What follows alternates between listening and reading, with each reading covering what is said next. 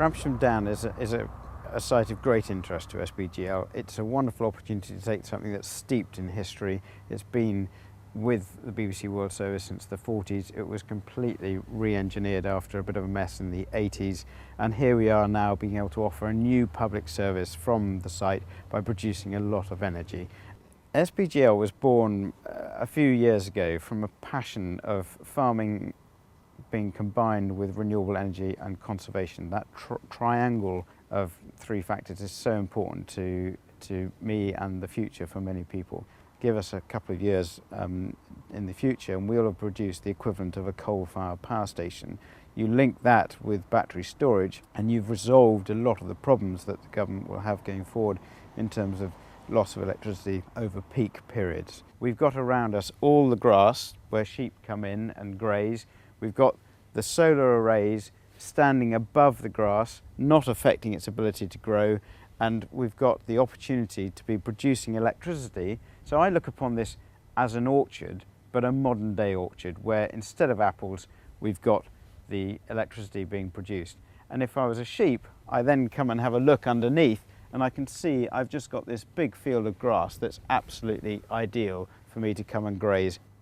What's really important about these solar parks is not just that we're coming in and building them now, we're delivering them for the next 25 to 40 years. We have to take into account the land that they're sitting on and the environment they're in.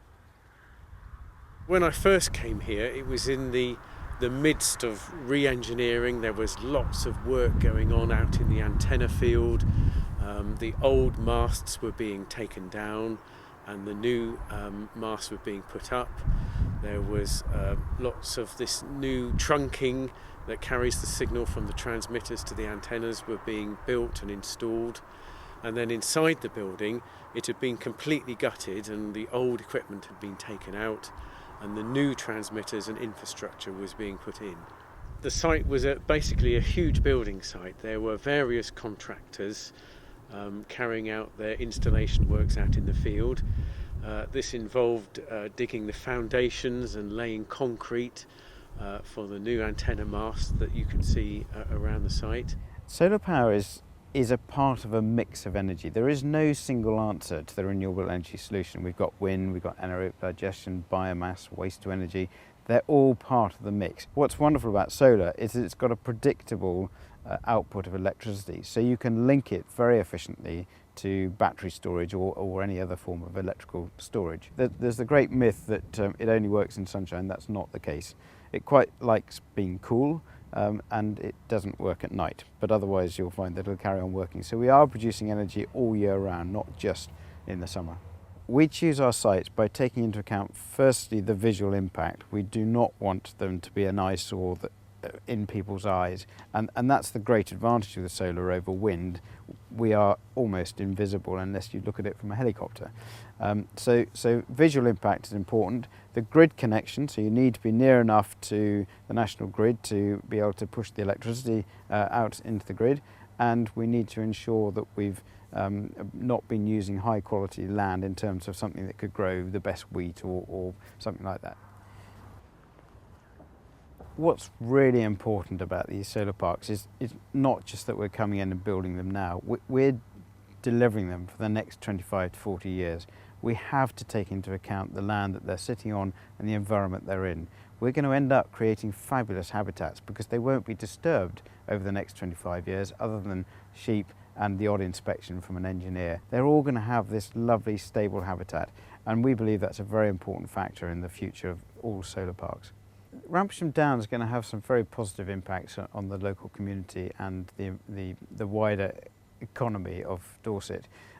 Locally, we're going to be removing those eyesores, the masts that I know people have had for many years with them, but I believe it will be a vast improvement to the visual impact when they've gone.